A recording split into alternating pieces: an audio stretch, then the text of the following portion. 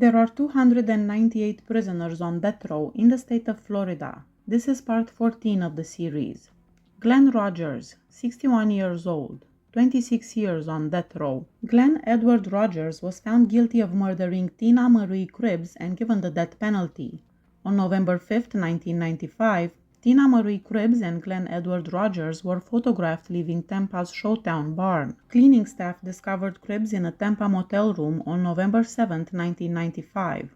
She had suffered stab wounds to her buttocks and chest. Tina always wore a sapphire and diamond ring and a gold watch, according to her mother. These jewelry items were not discovered alongside Cribbs's body. Police were informed by a bartender that Rogers had purchased drinks for Cribbs and her pals. Later, Rogers requested a ride from Cribbs. In order to meet her mother, Cribbs informed her companions that she would return shortly. When Cribbs's mother arrived to the pub, she paged her daughter because she had not come back. Rogers arrived at the motel in a cab a few days before the murder, according to a hotel employee. He paid for another night on November 5, 1995, and he requested that no one clean his room. The cashier then saw Rogers loading a white Ford Festiva with baggage. Rogers was detained on the 13th of November 1995 in Kentucky while using Cribbs's vehicle, which he said the female had loaned him. According to Rogers, the girl was still alive when he left. The wallet of Cribbs was discovered at a rest stop on Interstate 10 in North Florida a few days earlier on November 6, 1995. Rogers' fingerprints were found on the wallet and in the Tampa hotel room. The nationwide manhunt started closing in on Glenn Rogers here in Waco, Kentucky about 3 o'clock today. At this point, Rogers is only minutes away on Kentucky 52, being chased downhill at high speed by Kentucky state troopers. Frantically, they race to set up this roadblock. But the roadblock doesn't stop Glenn Rogers. 2 minutes later, though, other troopers do by ramming his car, forcing him off the road, dragging him out moments later at gunpoint.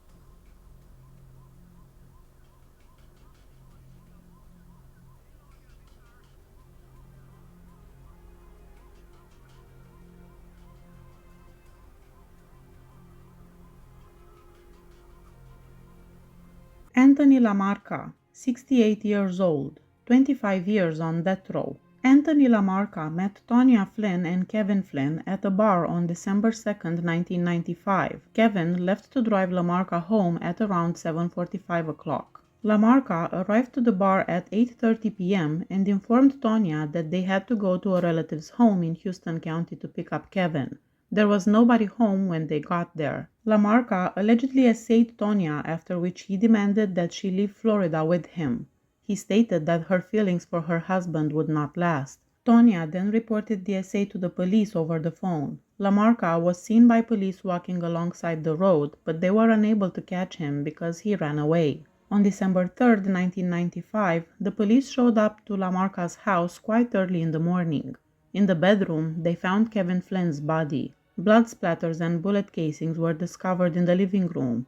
The path to the bedroom was marked by blood. A neighbor confirmed that he saw Lamarca and another man with whom he appeared to be arguing arrive at his home on the evening of December 2, 1995. Jeremy Smith, a different witness, confirmed Lamarca's admission of killing Kevin. A prisoner also testified that Lamarca told him he planned to assassinate Kevin Flynn after his release while they were both detained together for a separate reason. Despite the absence of any medical proof to back up Tonya's allegations of essay, it was established through testimony that Lamarca had also essayed his stepdaughter. James Duckett, 66 years old, 35 years on death row.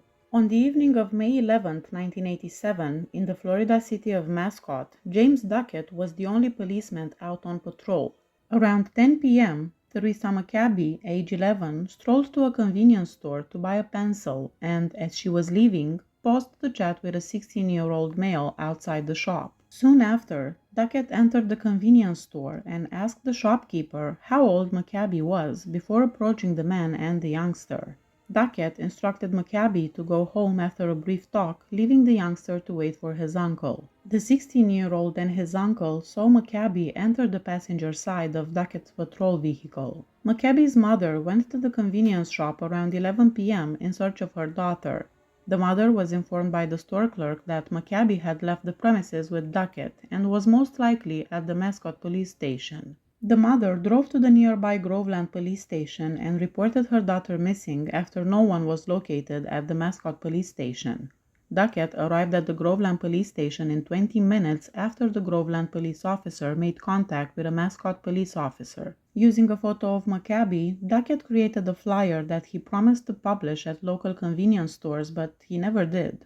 The store clerk stated that Duckett stopped by about 9:30 p.m., but did not return for a few hours, despite the fact that the police drove by the business every hour. Additionally, from 9:50 p.m. and 12:10 a.m., Duckett did not make any radio calls. Maccabi's body was discovered in a lake the following morning, less than a mile from the convenience store where she had been last seen.